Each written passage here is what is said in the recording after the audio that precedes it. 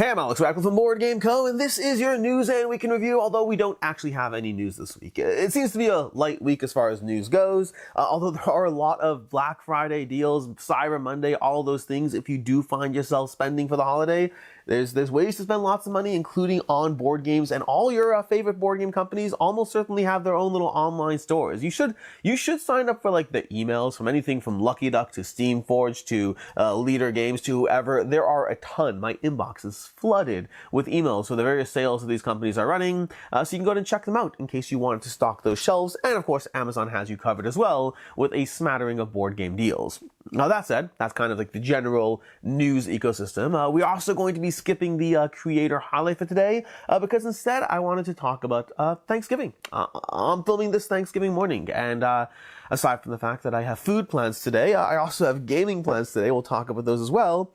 But I'm grateful. I'm grateful in general for all of you. I meant to do a video on Thanksgiving because I've done this before. I think I did it 2 years ago, 3 years ago, I don't know. But I meant to do a video for Thanksgiving of all the things I'm grateful for. And this is not that video, because that video takes time. It's that you can't do that off the cuff with just like, here's the things I'm grateful for and hope you remember everything, because it's very hard to do. I might try to do one coming up. I'll see. I don't know for sure. I'll also be running the channel support drive in the next month or so, and maybe I don't know, sometime soon I might try to do it, because I think it's worth sometimes saying the things you're grateful for. I think it's worth talking about those things, whether to people you're grateful for, or whether it's to yourself. There are studies that show that keeping a gratitude journal have a lot of positive benefits attached to it. I want to say it's associated with longer life, and I'm not 100% certain. I don't want to promise you those things, but I know I've read things about how gratitude journals can really help you, and I think they're a big thing. One thing I haven't been good at this in the past, years, but it's something I have done on and off over the years, is tracking at the end of every day, writing down three things that day that you're grateful for. And yes, they can be as simple and stupid as health, family, who knows what. They can fall into those categories, absolutely. Although I find for myself when I do this, I try to not do that every single day. I try to find more specific things. I had a particular good game with my kids that day. I had a I had an email exchange with somebody I was working with that just went much smoother than it could. There was a comment on a video that was particularly kind and inspiring. I try to find specific things that happen throughout each day. And there are a lot of studies that show that this stuff is associated with generally a much more positive outlook on life, because it's so easy, and I know I'm victim to this as well. I just did a video for the channel, a channel member video talking about this, but it's so easy to get bogged down in all the things that are taking up our time, energy, and attention, to get bogged down in life, because life is always busy. Life is always going to have you overwhelmed. Life is always going to throw curveballs at you, and it's so easy to focus on those things. And if you do, that has an effect on you. There's an expression, you are what you eat, which I don't think is true, but you are certainly what you think. And where you put your time and energy and attention and focus on determines who you are, what your outlook is on life.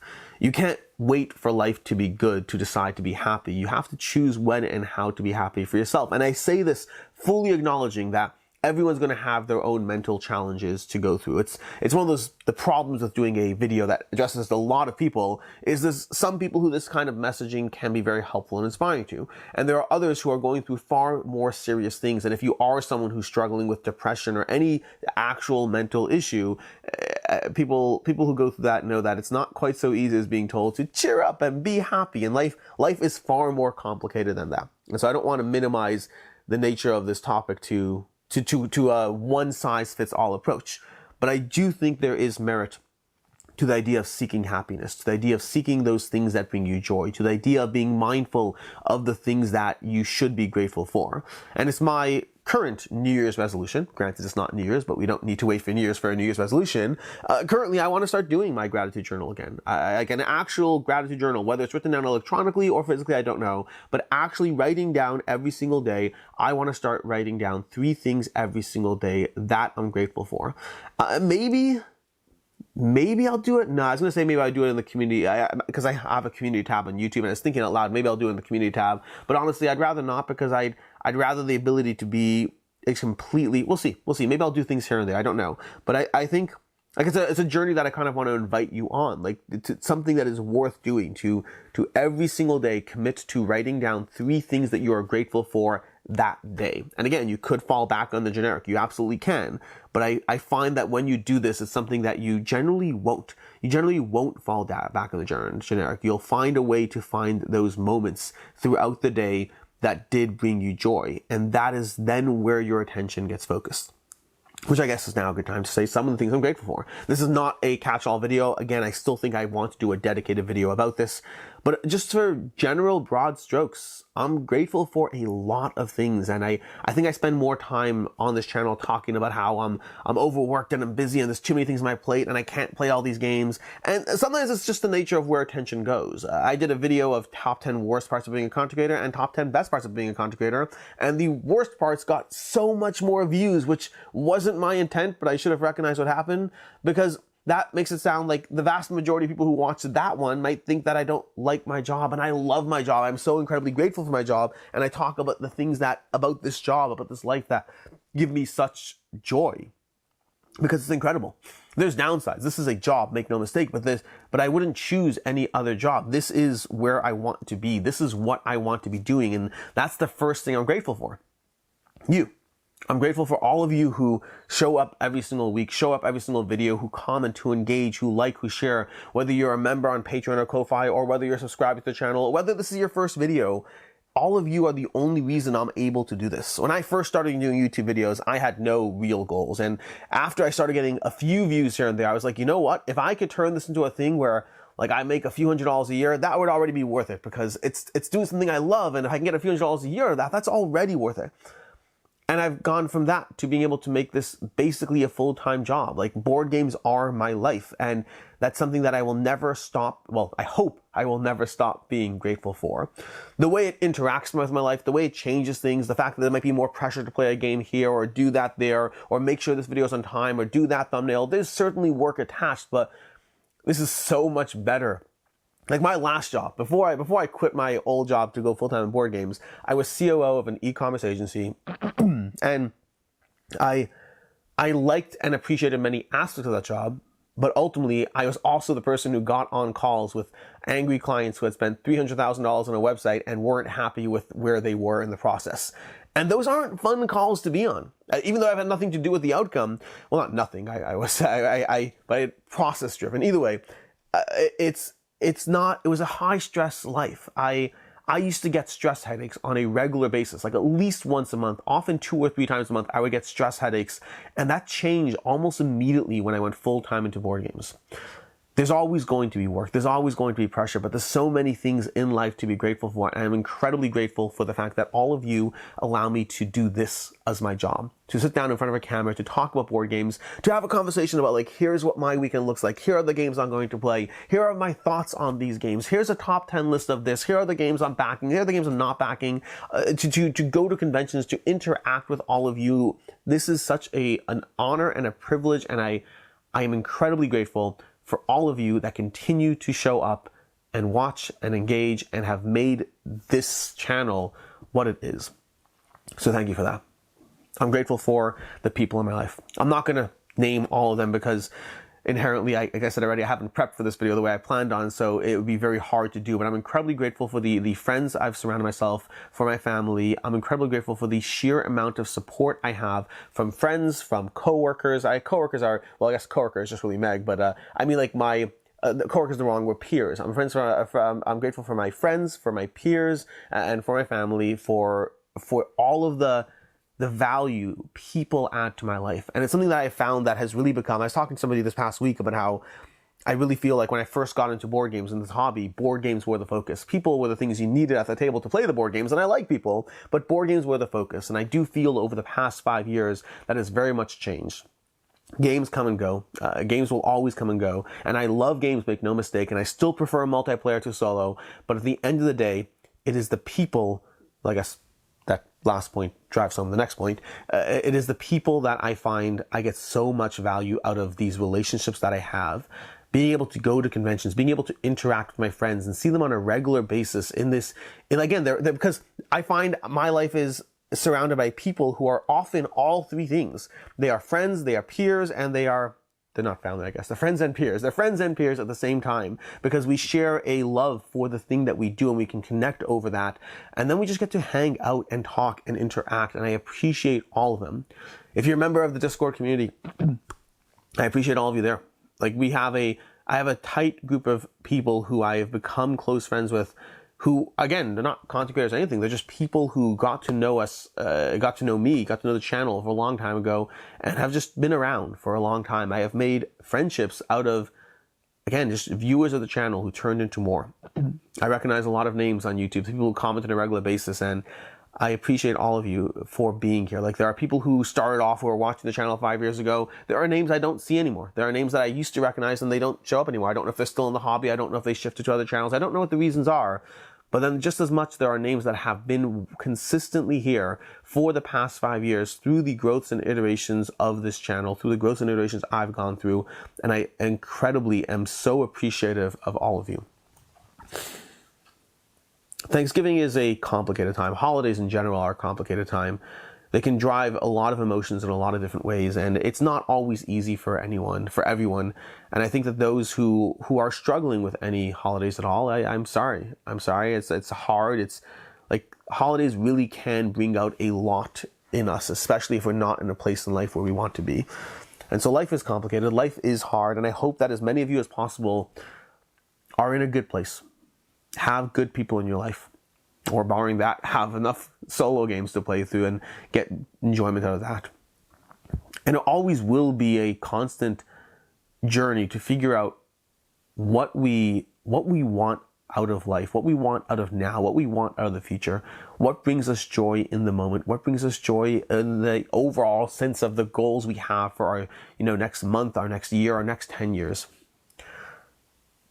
But I hope that as many of you as possible can get what you want. Whatever that is, whatever it is you're looking for, I hope you find it. Because I think we'll always be looking for things. I think the way we are as human beings, I think we're driven to always be searching for the next thing. But part of that is finding the thing you wanted and then figuring out what the next thing is. So as much as the pursuit of happiness will always be a pursuit, I also hope that along the way you are finding what you want out of it in the moment. And with that, we'll go to our regular week in review with the videos we covered, the games we covered, all that. Starting off with this past Sunday, which Sunday we did the week in review, which was atypical. Usually we do it on Saturday, but I missed the Saturday. I didn't get it up in time, and so we had a Sunday week in review because I came back from Orange Nebula too late to be able to film everything in time. On Monday we had 2 back or not to back, just going through regular crowdfunding campaigns, slowly getting caught up with less new campaigns launching. I'll be able to get caught up over the next several weeks. I hope, I plan, we'll see. On Wednesday, was it? I think Wednesday, I don't know, but we had an O-Neb interview, an Orange Nebula interview on Vestige. We will have more content. I believe more content is planned, at least when I last spoke to them. We're waiting on updated prototype components and all that, and then hopefully we should be able to have, at the very least, a first impressions. I've already played it several times. I'll caveat why first impressions when we cover in the video, but also hopefully gameplay. We'll see. I don't want to make promises. We'll see what happens. There'll be more content coming on Vestige in the coming week or two. Hopefully, we'll see what happens there. But we had an Orange Nebula interview. I really enjoyed it, actually. I don't always enjoy all interviews equally. I find I walk into an interview with the goal of having a conversation, and I do find sometimes it feels a little bit more like I'm checking boxes, and other times it feels like a more interactive conversation. This is definitely one that I enjoyed more. Being in person does help. A lot of the interviews I do on the channel are remote, and you lose a little bit of that connection over call as opposed to in person, but I really enjoy it. If you are in any way a fan of Orange Nebula, or interviews with people in the industry in general, or interested in Vestige, I recommend checking it out. Then on Thursday, was it? No, Thursday's today, Thanksgiving. Well, for me it's today. On Wednesday, no, that was Tuesday. Tuesday we had the Orange Nebula interview. On Wednesday we had purging campaign games from the collection. This is the second part video. The first one was going over the campaign games that survived. The second part is the campaign games that left, which is purging campaign games. I went over the various campaign games that are leaving and why. I will have more content around campaign games coming up. I will be talking, I kind of have them on my mind a lot because they fall into this weird space where I love these games. Like the ones that I'm talking about are already the ones that I enjoy and like, but just it's a bandwidth thing. You can't possibly play all the games you already have, all the new games coming out, all the new campaign games, all the old campaign games, and so I'm always trying to pursue the ones that I think best fit what I'm going to play the most. And yeah, it's again, these are good problems to have where you have too many games that you enjoy and you have to make hard choices around them. But it is always a process of refining and figuring out which campaign games are around. Like in every year, hundreds of hours a year of my time go towards campaign games. At the end of the day, though, hundreds of hours a year might still only be 3 campaign games a year, and I have far more than that. So every year I play some, every year some leave, every year new ones come. It is a constant process of refining and figuring out where you get the most joy from, which is a conversation about life in general too. As far as the games we covered this past week, we have several. We had a Lorcana Gateway went up on Saturday. This is a review of the Lorcana Gateway set, which is meant to introduce you to Lorcana. I think it does an excellent job at doing so. I think Lorcana is already fairly accessible, but I think the Gateway makes it even more accessible, especially if you are new to TCGs in general. I also had a review for Intarsia going up on Saturday. Intarsia, unfortunately, fell flat for me. I liked the game, but the game itself was incredibly not variable, meaning the first game was fine, and then by the time you play the second game, it's like, this is the same exact thing. I don't feel like I'm making different decisions, and for me, I like feeling like I'm making different decisions. So Intarsia was a good first game. I recommend trying it. I think if you have a chance to play at a convention, enjoy it, but I would be wary about picking it up, because on my feedback, I know my feedback is not unique, meaning I generally like to see, whenever I have thoughts on a game, after I put together my notes, I'll usually like browse reviews and whatnot on BGG, see what else is out there, see if I overlooked something or whatnot, or even just seeing if I'm the exception, because I like knowing when I'm the exception, because I can warn you. Like very often in reviews, if I know that so many other channels loved a game and I didn't, I'll often say that in the review. I'll be like, this wasn't for me, but like check out other content, because I want you to know as the viewer when I feel that I'm the odd one out. I will still tell you my opinion, whether I liked it or don't like it. I will still tell you my opinion, but I like telling you when I think I'm the odd one out. In the case of Intarsia, my feedback has been shared by a bunch. It's not necessarily universally consistent, but it is a common complaint that the game has no variability to it.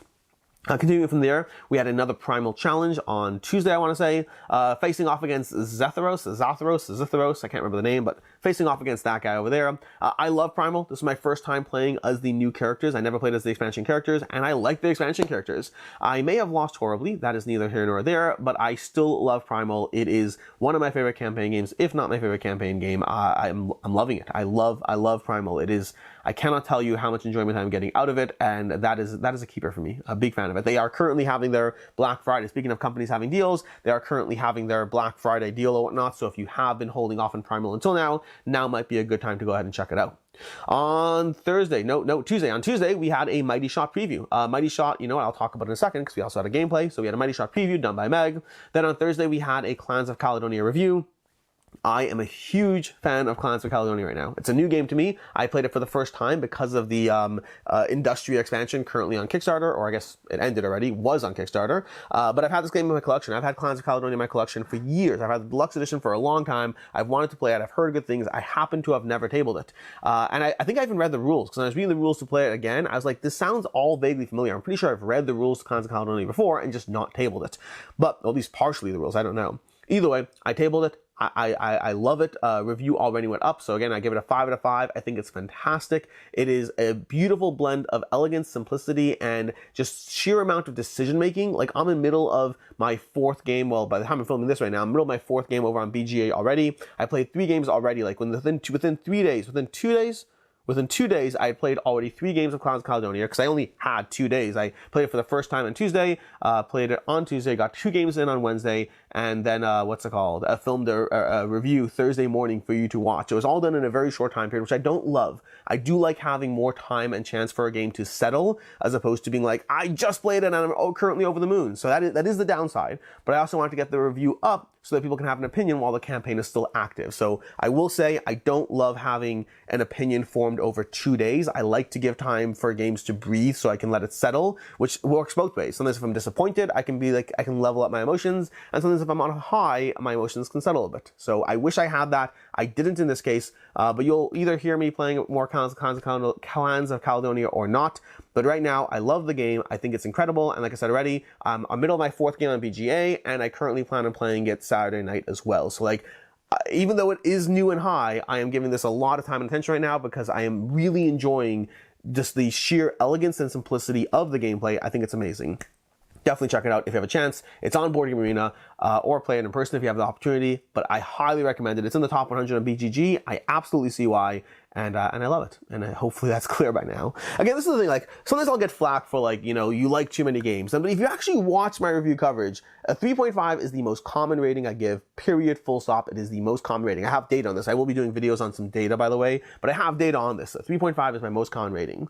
5s are definitely the exception. They happen, but like, maybe 7 or 8 5s come out a year from the 300 plus games I play a year. So depending on your standard, if you're someone who thinks like a 10 out of 10 is a perfect game and it should rarely ever happen, that's one thing. I don't view it that way. To me, a 5 out of 5 or a 10 out of 10 is it's a game that sparks joy. And having like 7 or 8 of them a year to me makes sense. And it's generally, I don't aim for a specific number. It happens when it happens, and it doesn't happen when it doesn't happen. But Clans of Caledonia is like, when I love a game, there is a degree of like you don't hear me talk about all the games the way I talk about games like Primal and Wild Descent and Clans of Caledonia. There's certainly a hype and enjoyment and a joy that is present, and it's present for select games each year. Not every game is going to be the best game of the year. Only a small handful can be, although this is from like 2017 or something like that.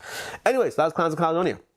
Later on Thursday, we had a gameplay for a Mighty Shot, so I'll talk about my thoughts here. Mighty Shot was sponsored gameplay, but in general, in my week in review, I do give my thoughts on sponsored games as well. A Mighty Shot, I don't yet have fully developed thoughts. I've only played it once, but I enjoyed Mighty Shot. I don't know if it has a place in my collection yet. I don't think so. I find usually the combination of dexterity and non-dexterity doesn't work for me as well long term. I find games like Shuffleboard or Crokinole that are full on dexterity, I like a lot. Games that combine dexterity into a non-dexterity game, I find I don't go for as much. I did enjoy Mighty Shot. I think Mighty Shot was a fun time, and it's a game that I would happily play. I don't think it's a game that needs to go in my collection. My instinctive rating is a 3.5. I could see it being a 4, but I don't think so. I think it would be a 3.5. I like the flicking mechanism, but I get that out of Shuffleboard and Crokinole, and I get it better. So to me, Mighty Shot combines two game systems, a strategic, you know, trying to take down each other's boss, moving around the board, with that Crokinole element. So there are a lot of games that have done that if you've played like Flick of Faith from Awakened Realms or Awakened Realms Light or not.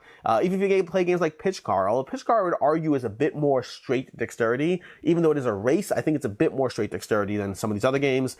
But yeah, I definitely enjoyed Mighty Shot. I had fun with it. I don't think it's a game I'll be adding to my collection. Then lastly on... what are we saying? Thursday. Lastly on Thursday, we had a gameplay and how to play for Salami. Slifflegard is the French name, I believe, but Salami. Currently on Game on Tabletop. That was actually a surprisingly fun game. Like, that actually got several plays of it. You only see one play on camera because we had a few plays off camera before we even started. It's a quick, fast party game. I don't know if I need it in my collection. I don't know if I do.